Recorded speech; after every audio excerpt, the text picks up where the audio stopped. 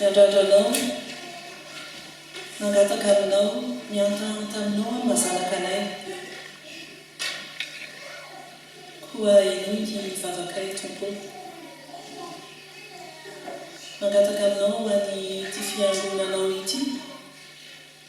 Ianao no ampiroborobo azy an-trano. Ianao no hiaro azy amin'ny fanenjehana isan-karazany. Mangataka aminao koa ho an'ny mpitandrina sy ny ankohonana. Tsy mora ny asa nametrahanao azy tompo. Koa aoka ianao no hanome hery azy hatrany, hanome azy tanjaka, fahasalamana, ary ny ankohonana no hanohana azy hatrany. Mangataka aminao koa ho an'ireo mpiara-miasa aminy, ny diakona rehetra.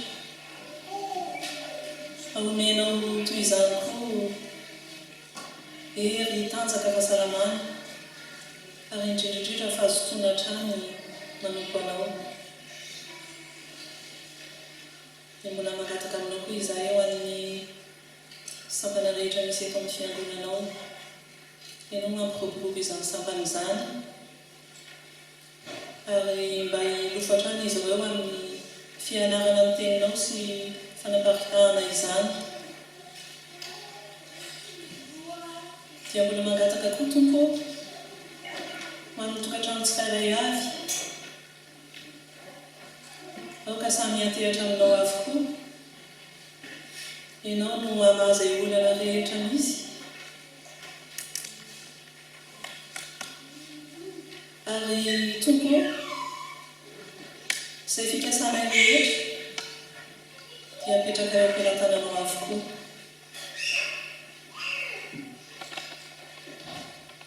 Ankehitriny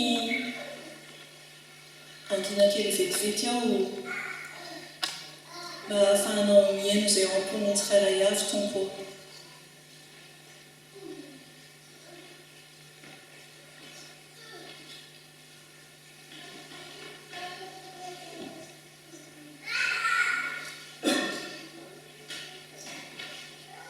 Mino sy nahatoky izay tompo fa nihaino anay tsirairay avy ianao.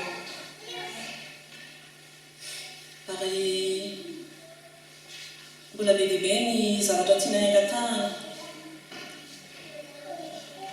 Ao ny fanirianay hijerenao ny tanindrazanay, fantatrao ny toe-java-misy rehetra any.